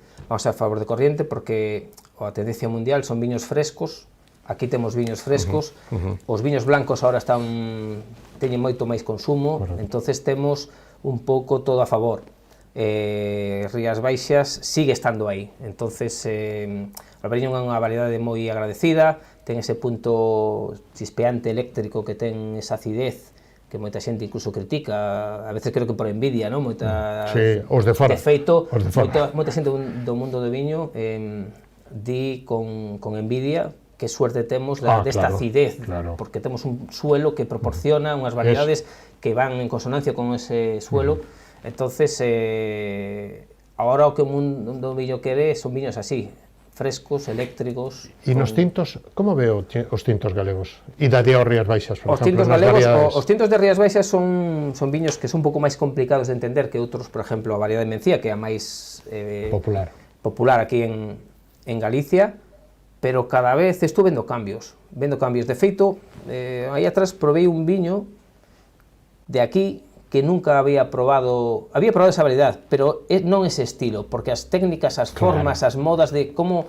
os enólogos fan os viños tamén van cambiando. Claro, e están aprendendo a domalas. Evidentemente. Entonces, os viños tamén necesitan tempo en botella. Son viños de consumo non para consumir agora, porque senón a acidez molesta.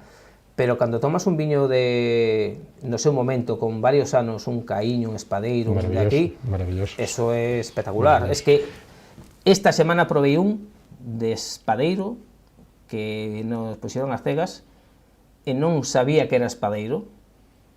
Estaba increíble, pero increíble. Decir, 20 segundos para os espumosos galegos. Pois espumosos galegos que... De Rías Baixas, non? Sí, os de Rías Baixas, que ao final son os que máis estamos facendo. Pois digo que estamos aínda nun momento empezando, pero que hai moita potencialidade. Non só co albariño, senón con outras variedades, como caíño, como espadeiro. Sin complexo ningún cos de champaña. A ver, non hai que compararse. Pero podo che decir que probei champáns moito peores que espumosos de aquí. Por eso. O sea, en champán, que ten fama de feito, son sin duda os mellores espumosos do mundo, pero non todo, pero hai de todo. Hai de todo. Os mellores seguramente están aí, seguramente non, están en champán. Pero hai champán que eu non os bebo.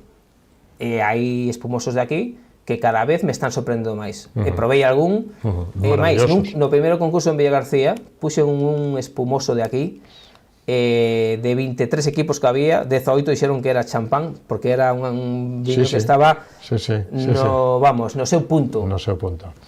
Señor Aragunde, remate o que quera decir en un minutiño, como resumo de a charla de hoxe, como resumo do Campeonato de España.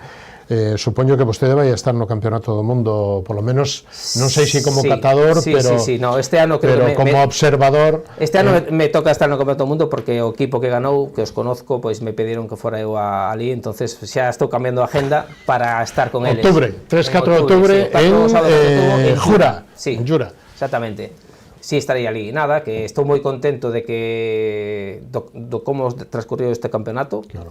Porque a verdad que les recibimos moitas felicitacións da organización. Teño que aproveitar para dar tamén as gracias a Jacobo Aragundo, meu irmán, que é un gran organizador, ten unha empresa que no Turismo Rías Baixas que está acostumbrado a facer este tipo de cousas, moito máis que eu, e que a min me é unha satisfacción ver que moita xente se está agradecendo, felicitando, e sobre todo felicitando por o pueblo de Cambados, pero moitísima. Agora viña en coche pa aquí, e chegoume un WhatsApp, unha captura de Instagram, donde poñían a Cambados o sitio. Temos a suerte que temos un tempo estupendo, te veches en Martín Codas e vistes que fabuloso, e que a verdad que, estou moi contento, e posiblemente pronto hai que ir por outra zona de España, volveremos aquí, porque xa tuve unha reunión cun alcalde daqui da zona, do Salnés, que me pediu que a próxima vez se fixera aquí, que o que fixera falta, entonces, posiblemente volvamos pronto, pero bueno. Bueno, un placer, moitos éxitos, e a seguir neste mundo tan maravilloso, tan diferente, tan cheo de matices como é o mundo do viño, e que tanta economía deixa dende o punto de vista da viticultura, da enoloxía, do viño, pero tamén do enoturismo e do paisaxe, non? Exactamente, pues nada, gracias por invitarme, cando queiras volvemos. Un placer, un abrazo. Nos vamos a publicidade, llamando aos patrocinadores, volvemos e recibimos a Beatriz Rey, portavoz do BNG no Concello de Padrón, non o perdan. Hasta ahora mismo, moitísimas gracias, Luis.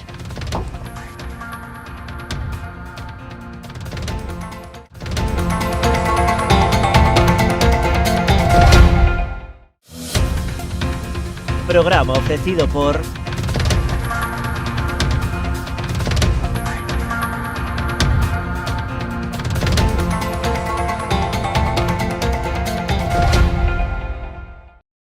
Si que desde esa chamada as súas almas vanse derrumbar. O reto non só está en acompañarte a ti, senón a esa parte túa que queda con eles aquí. Esa é a miña misión, meu obxectivo, miña maneira de vivir. Coñecémonos de toda a vida. A ti que te fuches, vaite tranquila, tranquilo. No mundo dos negocios, cada entrega conta. Galiport é o teu socio fiable para o transporte. Contamos con equipo especializado que garante as entregas seguras. Nos entendemos a importancia da túa carga. Confía en nós para levar ou traer as túas mercadorías. Galiport, a túa solución en transporte de confianza. Temos paixón polos nosos clientes.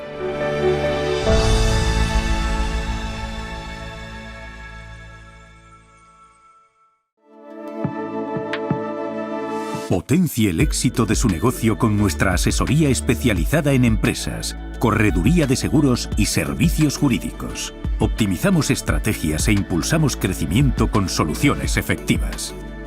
Visítenos en Caldas de Reis, Pontevedra o Vilagarcía de Arousa. Grupo J. Rey Asesores, su mejor elección. Más información en la web jrey.es. A exploración e o traballo no viñedo levounos a elaborar viños con personalidades emocionais moi marcadas. Pionero é un claro exemplo no que nos vemos reflectidos, un viño viaxeiro, valente e intrépido que cada ano segue traspasando fronteiras. Enerxía e paixón, emocións que nos acompañan dende o primeiro día da nosa aventura.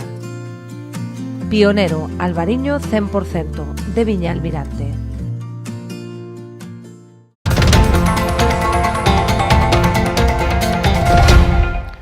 Pois de novo estamos con todos vostedes, lle damos a boa noite e benvida a Beatriz Rey, portavoz do BNG no Concello de Padrón. Benvida, señora Rey, como estamos? Grazas, pois encantada de estar aquí. Bueno, o mismo nos. De tela connosco para facer balance, lóxicamente, de este Concello e da legislatura que levamos 2 aniños. Recordar para a audiencia que o Concello de Padrón, o Partido Socialista ten 6, o Partido Popular ten 6 e o BNG ten 1. Vostede é a segunda vez que se presentaba o ano 23, non? Sí. Pasado 23, despois de, digamos que de relevar a Xoán Santaló, que si Xoán Santaló ten vido bastante por aquí, se acorda, non? Sí. Bueno, como está un pouquiño ou como vostede que ten a chave neste caso, vale? 6 PSOE, 6 PP e o BNG 1. Vostede que ten a chave, como está ou como valora, digamos que a situación política no Concello? Logo imos á xestión, pero a situación política. A situación política non é tan boa como debería ser, desgraciadamente. Cando foron as eleccións en maio e a cidadanía nos dou a representación a cada un dos partidos, non? Que nos don, 661, o tomamos con, bueno, con esperanza e con ansia, non? De un cambio necesario para Padrón. Levábamos moitos anos de gobernos do Partido Popular, que non dábamos salido a todo lladero e era, bueno, foi como un respiro, non? De decir, bueno, por fin vamos a ter unha oportunidade, por fin vamos a poder facer cousas. O BNG tiña claro que en vista dos resultados a alcaldía era indiscutible, non había outra opción.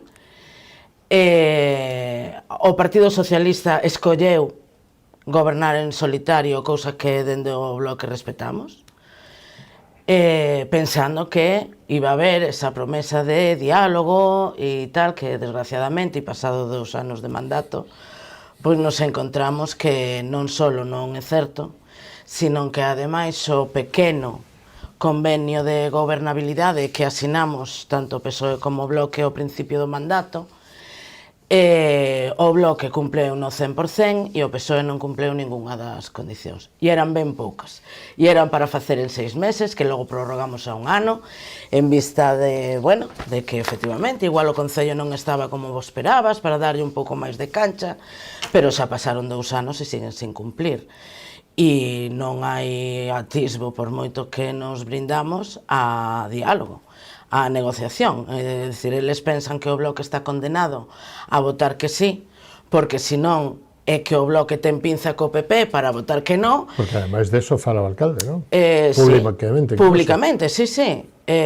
Co cal, o único que deixa entrever baixo o noso punto de vista é as poucas armas que ten para negociar e para sacar adiante un goberno que debería ser moi cómodo para él, moi cómodo, sin demasiadas prebendas, porque o Bloque tampouco lle está exixindo nin pedindo cousas moi grandes, ni algo a longo plazo, son cousas pequenas, son obras ou desperfectos que se levaban arrastrando, que tamén o Partido Socialista pedía a ranxo cando estaba na oposición, e son pequenas obras que se poderían facer en 6 meses, como moito un ano, e que xa digo que a día de hoxe todavía non cumpriron ninguna. A que cree que se debe eso? A unha estrategia? A unha cuestión de personalismo? A que?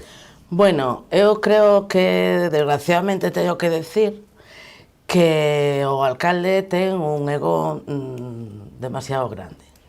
E lle impide baixar a realidade e ver que a quen está perxudicando non é o Bloque.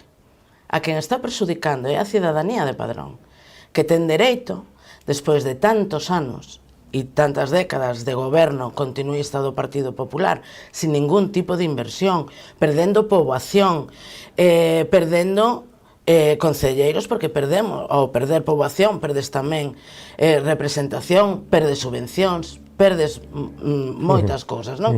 Que dependen do número de habitantes que ten cada localidade. É a esa poboación a que está perxudicando. Bueno, e agora vamos á xestión. Que balance me fai destes 2 anos de xestión? Bueno, pois novamente teño que dicir que desgraciadamente podería decir o mismo que decía dos anteriores gobernos de Antonio Fernández Angueira co Partido Popular, de que son oscurantismo, non tes información, fan cousas e gobernan intenteras a golpe, pois en este caso, en este mandato de redes sociais, pero el non dá información, non fala de proxectos, todo é improvisado, todo é a medida que van facendo chamadas ou hai determinadas publicacións, pois vai sacando cousas. A última, pois a subida das tasas aos feirantes do mercado de Padrón, cando o problema de que cando remata o mercado quede sin limpar ou este sin recoller é porque o goberno do Concello de Padrón non está asumindo o seu labor, non dos feirantes. Sen embargo, el, como se lle fixo esa crítica a través das redes sociais, improvisa unha subida de tasas, ca excusa de que esa subida, todo o que se recaude o vai a invertir en pagar máis persoal para a recollida de lixo. Sen embargo, en esa modificación de ordenanza que el presenta, non hai ningunha sola mención, ningunha sola palabra nin o sistema de recollida, nin posibles sancións a que non o faga, nin tempo de resposta ante un problema específico de tirada de lixo, non? Hai que recordar que en Padrón o mercado dominical está entre o Espolón e o Souto, pasa o río Sar, xa está contaminado de por sí, xa ten moito lixo que non se recolle, que non se limpa, que non se fai unha limpeza da beira do río nin do propio caudal, e domingo tras domingo as bolsas siguen chegando ao río, non só porque a xente, os feirantes ou a xente incívica, non? Ao fin e ao cabo, os deixa tirados, senón tamén a hora de recoller. Todo o mundo que pasea polo Paseo do Espolón é consciente, porque todos vimos en algún momento, que van cas sopladoras, co calexo vai outra vez para o río, todo ese plástico que se acumula na beira do río non se recolle, non se limpa, e ese problema de recollida de lixo que se agrava o domingo no mercado, pero que é algo generalizado en total do Concello, non? Entón, aí a quen lle vai a botar a culpa? Os feirantes non están en Prada, os feirantes non están en Carcacía, nin están na zona do Canal, nin están, e sen embargo, da igual que sexa domingo ou calquer outro día da semana, ti vas a dar un paseo e en calquer esquina ves pois un vertedor incontrolado, ben de plásticos, ben de electrodomésticos ou ben de escombros, de obras ilegais, que tamén, se queres, falamos Sí, claro, falamos que están incontrolados, e iso é responsabilidade directa do Concello, do Goberno do Concello de Padrón, que o que ten que ter unha xestión de limpeza, de recollida, de vixiancia e de penalización para todo aquel que non o cumple, non? E isto non se fai, desgraciadamente. E as taxas, bueno, o mercadillo dos domingos, o mercado dos domingos en Padrón, non só é histórico, sino que ademais ten unha importancia socioeconómica importantísima, non? Sí. E solo con impuestos non se cura isto, non? No. Ademais, o mercado de Padrón ven arrastrando un problema que, efectivamente, todos os problemas que ten o Concello a día de hoxe non é un problema que se xerou fai 2 anos, cando entrou este novo goberno. Isto é así, non? Ven de anos de abandono dun goberno do Partido Popular con cero inversións e con cero xestión, non? Pero, si é certo, que xa pasados 2 anos, non pode valer a excusa de é que isto estaba así, é que isto estaba cando, é que isto foi, senón que ten que haber unha política directa que este aplicada xa e que se empecen a ver os resultados, non? É certo tamén que non todo se soluciona en 2 días, todo necesita un proceso, pero todo ese proceso ten que estar xa. E non está, non? E ten que haber un plan, non? Claro, entón, o mercado do Concello ven arrastrando un problema que é moito máis gordo, ademais, que é o da propia organización do mercado, non? Dicir, hai postos que non pagan, hai postos que non están rexistrados, a concesión non se concede a través dunha licencia, senón a través de unha concesión de espazo público, que eso leva que eu hoxe coloco aquí, mañán me podo poñer ali, entran determinadas mafias, que tamén hai que decirlo, que tamén hai que poñerlles un pouco de freo, que non controlen o que é o mercado, é dicir, o mercado de Padrón é un mercado moi complexo, pero que merece realmente que se aplique unha solución e que ademais que se lle poña a cabeza, non?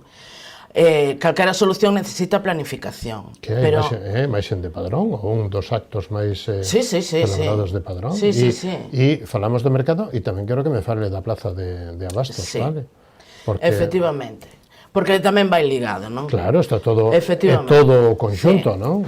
Todo o conxunto. A praza tamén. E iso está como hai... Está abandonado. O sea, hai 30 anos, 20 anos. Que está totalmente abandonado, o único que se fixo foi... Avellentado, por decirlo. Sí, ademais descoidado. A única inversión que se fixo foi, creo lembrar, no 2008, así que foi a época do bipartito, onde estuvo o PSOE ca Cípaga gobernando, e se puso a cristalera, pero que non hubo unha inversión de rehabilitación nin de reforma do mercado, non?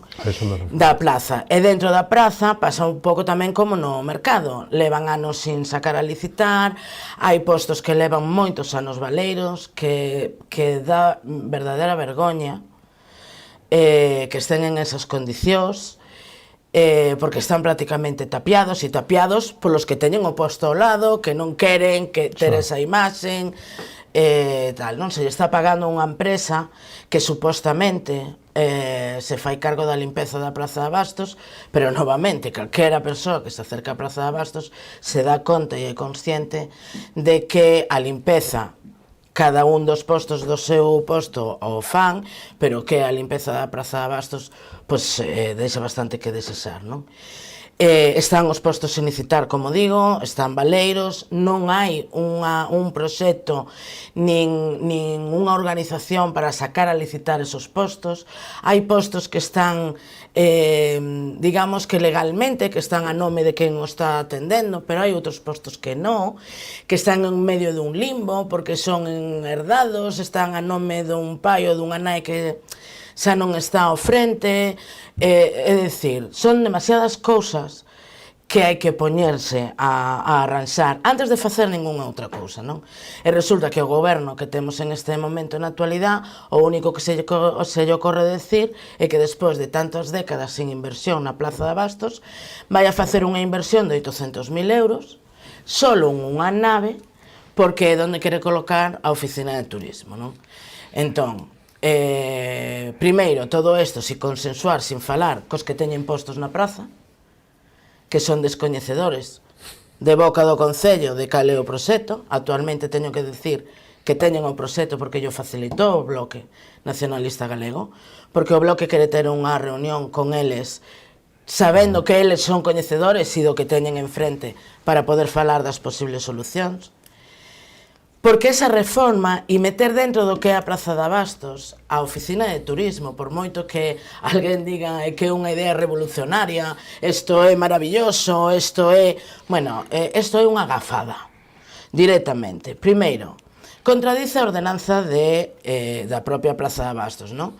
Que hai un artigo onde di concretamente que se prohíbe toda calquera actividade que comprometa os alimentos, non? A cadea de alimentos. Claro, se ti non é o feito solo dunha oficina de turismo, é que queren poñer taquillas para os peregrinos, non? Entonces eu, por moito que apoyemos aos peregrinos e todo, claro, temos que ser conscientes, non? De que todos os albergues, ademais, cada 2x3 hai que fumigalos, porque hai chinches, porque hai tal...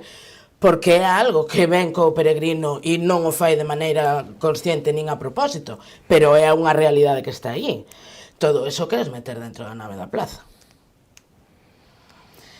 Por non falar de que o único no que queres invertir é na nave onde vas a facer a oficina de turismo. E o resto da praza... Como algo separado, e o resto non. Claro, o proxecto, según eles, o que venden, é que isto é a primeira fase e logo se continuará, pero todos sabemos como é isto, porque o proxecto solo fala da primeira nave. Bueno, o resto do comercio, local, e non só no casco urbano, sino en todo o municipio. En todo o municipio. Que axudas, que políticas dinamizadoras están aplicando? Pois ninguna.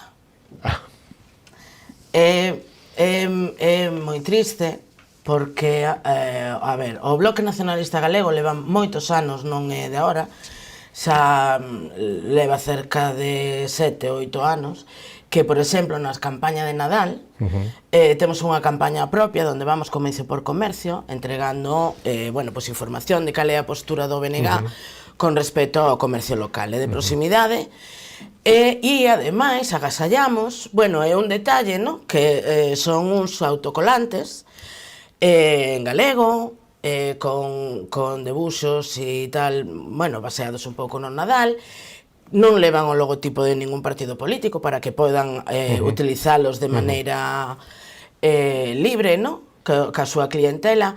O facemos non contando de que o comercio, gracias ao BNG, ten un colante para poñer no paquete, senón como unha mostra de axuda, non? Dentro das nosas capacidades económicas. Eso non só repartimos no Concello, no comercio, no pouco que queda no casco, senón en todo o comercio que hai en todo o Concello de Padrón, non? E desgraciadamente, o que nos transmiten, porque aproveitamos tamén para falar un pouco e tal, o que nos transmiten, sobre todo o que está fora do casco, é que non existen para o Concello máis que para pagar impostos. Este Nadal o Concello agasallou a uns comercios con uns detalles para colgar nas árbores, non? Que poñían Concello de Padrón. Non promocionaban o Concello, o sea, o comercio promocionaban o Concello. E que por encima non se proporcionou a todo o comercio. E só se proporcionou a algúns e os que estaban dentro do casco. Entón, o resto do comercio se sente discriminado. Se sente moi discriminado. Señora Rei, levamos 15 minutos e nos queda menos tempo. E entre outras cousas, para que poidamos xestionar un poquinho todos os temas que me gustaría tratar, vale? Entre eles, lóxicamente, os orzamentos para este ano, donde, bueno, pues según varias publicacións, o alcalde, dice que a culpa de que non estén aprobados é que vostedes e o PP están facendo pinza contra él, non? Bueno, eso debe ser a súa excusa favorita. Bueno, ele é o que proporciona esa pinza, non? Dende o principio do mandato, o BNG foi moi claro co PSOE. E lle deixou claro, e o deixamos claro en cada un dos plenos, e é que o Bloque está en disposición total e absoluta de negociar, total e absoluta. A día de hoxe seguimos abertos á negociación, a pesar da súa atitude.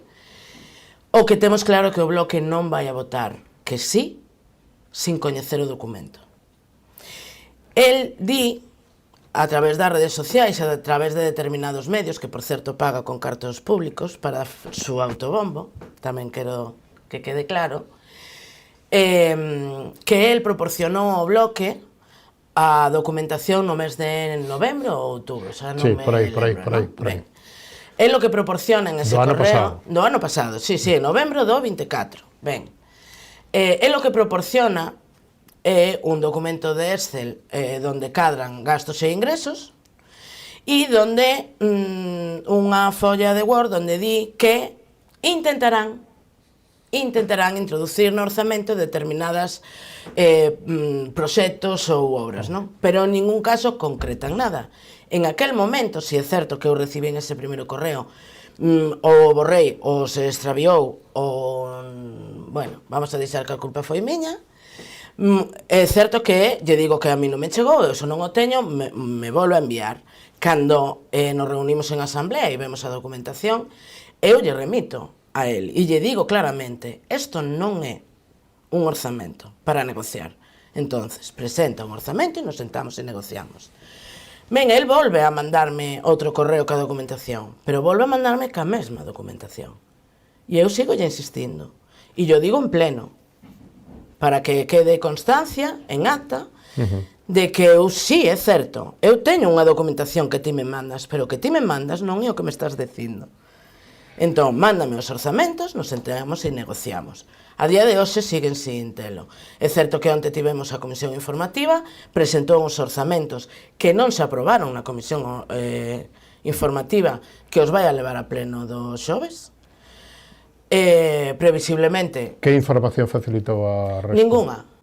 Ninguna. É máis, os orzamentos que el presenta para pleno na documentación, a lei tamén é específica aquí, non? É dicir, no capítulo de inversións, as partidas teñen que vir especificadas. Logo é certo que ti como goberno podes leválas a cabo ou non, e aí entra a petición da modificación extrajudicial de crédito para sacar cartos dunha partida a outra. Pero de inicio, ti tens que ter as partidas perfectamente especificadas.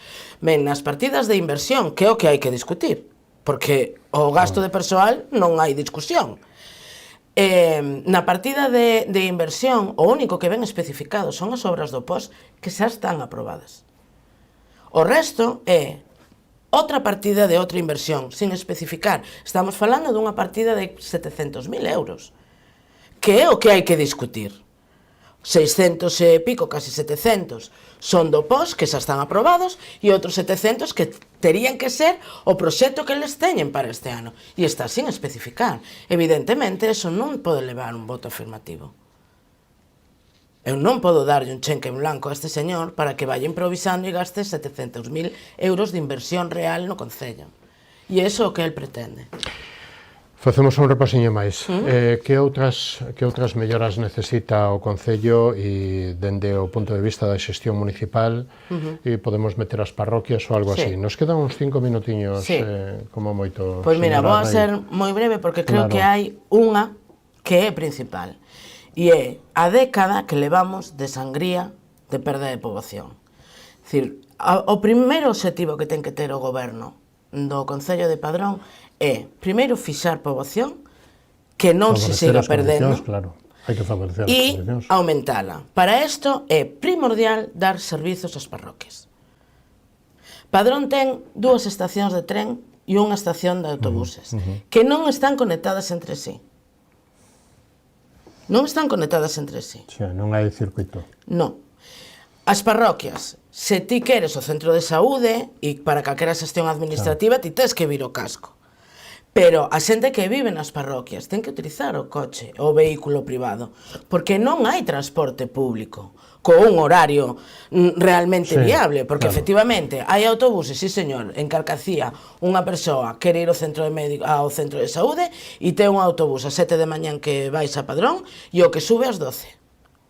E fora dese horario non tes nada. Xa non falo de Queiruga, non falo de Prada, non falo... Primeiro é servizos. Tes que dar servizos á parroquia. Que política se está levando a cabo? Ninguna. É que é moi triste, porque me encantaría poder decir que hai algo que se está facendo, pero desgraciadamente non. É dicir, o rural sigue sin saneamento, sin novo, sin mellorar o que hai, sigue sin transporte, sigue sin servizos. As propias empresas de fibra óptica estiveron reforzando o ano pasado determinadas liñas. Quedaron 3 casas en Carcacía sin fibra óptica.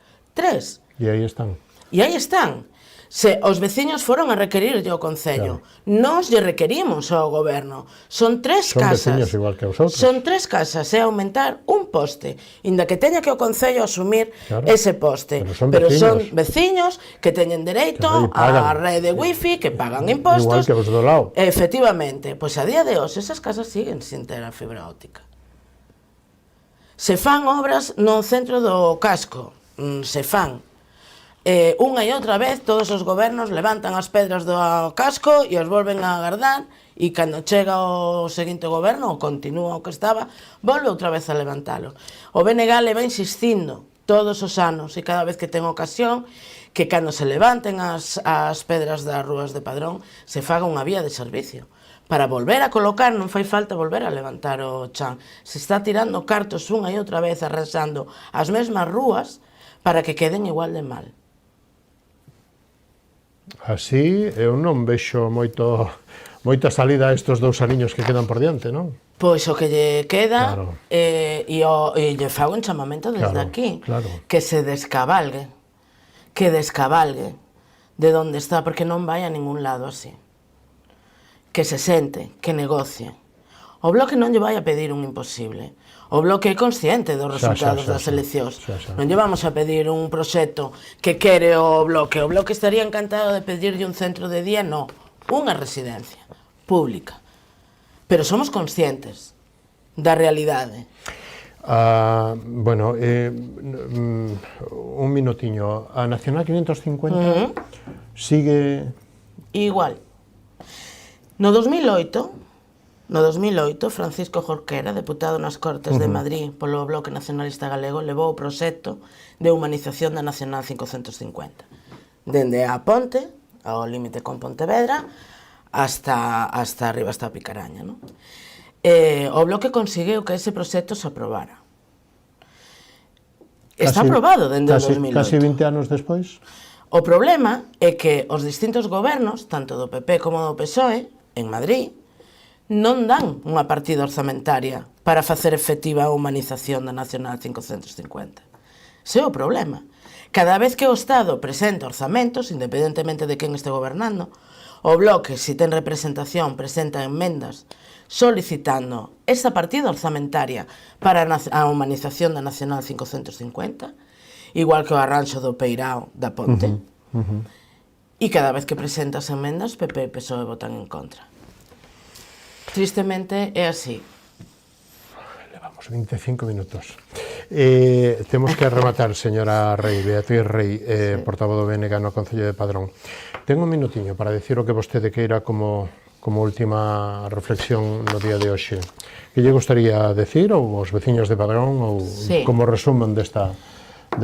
Pois o que me gustaría insistir é o que acabo de decir, pedirlle o alcalde de Padrón que deixe esa actitude que ten egocéntrica, que pense nos veciños de Padrón e que se senta a negociar. O Bloque lle vai a poñer moi sinxelo e lle vai a poñer moi fácil, pero se ten que sentar a negociar. O que non pode facer tampouco é facer desplantes. O que non pode é utilizar medios públicos pagados con cartos públicos para facer autobombo e mentir, porque decir verdades a medias é mentir. E el mente. E pedirlle aos veciños, efectivamente, estes 2 anos que quedan de mandato, o Bloque seguirá presentando propostas, seguirá presentando alternativa e esperando que, bueno, pues que a cidadanía confíe na capacidade de goberno que pode ter o Bloque. Só hai que mirar o resto de concellos donde sí está gobernando o Bloque, que realmente están facendo cousas boas, positivas, están saindo adiante. O Bloque ten proxecto para Padrón, o Bloque ten un proxecto de país, pero a maiores temos un proxecto específico para Padrón, que está dividido en varias fases. Temos unha moi longo plazo, pero logo temos unha a corto prazo que efectivamente é e se centra basicamente no mercado, no comercio e na poboación, aumentar a poboación e os servizos de Padrón. Beatriz Rey, foi un placer contar con vostede nesta edición de Falemos. Bueno, igualmente. Hasta unha vindeira ocasión, moitísimas gracias e moi boa noite, vale? Igualmente. Isto foi todo o que nos deu decir esta edición. Comete a Beatriz Rey, portavoz do BNG do Concello de Padrón, con José Luís Aragunde, sumiller, organizador do 6º Campeonato de España de Cata a Cegas o pasado fin de semana aquí en Cambados, e con Inés Monteagudo, portavoz do Partido Popular no Concello de Muros. A semana que ven, máis e mellor, moitísimas gracias por estar aí. Moi boa noite, saúdos, gracias a Dios.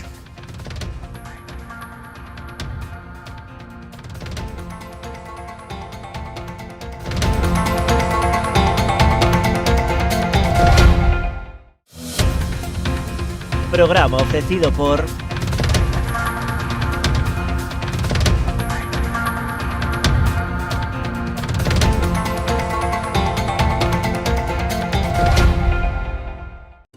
Unha historia memorable requiría dunha gran homenaxe, inspirados no carácter e no esforzo do traballo realizado por Domingo Fontán, xorde Macherato, un viño con esencia da nosa terra. O seu equilibrio e complexidade falan por si mesmos. O tempo e o cuidado empregado en todo o seu proceso de elaboración tamén. Macherato Albariño Crío Macerado 100% de Viña Almirante. Si que desde esa chamada as súas almas vanse derrumbar. O reto non só está en acompañarte a ti, senón a esa parte túa que queda con eles aquí. Esa é a miña misión, meu obxectivo, miña maneira de vivir. Coñecémonos de toda a vida. A ti que te fuches, vaite tranquila, tranquilo.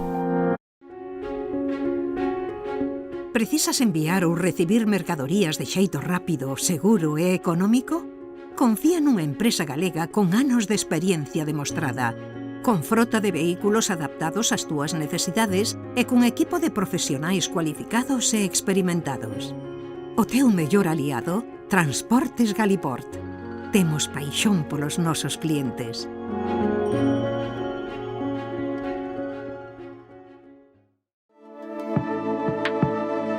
Potencie el éxito de su negocio con nuestra asesoría especializada en empresas, correduría de seguros y servicios jurídicos. Optimizamos estrategias e impulsamos crecimiento con soluciones efectivas. Visítenos en Caldas de Reis, Pontevedra o Vilagarcía de Arousa. Grupo J. Rey Asesores, su mejor elección. Más información en la web jrey.es.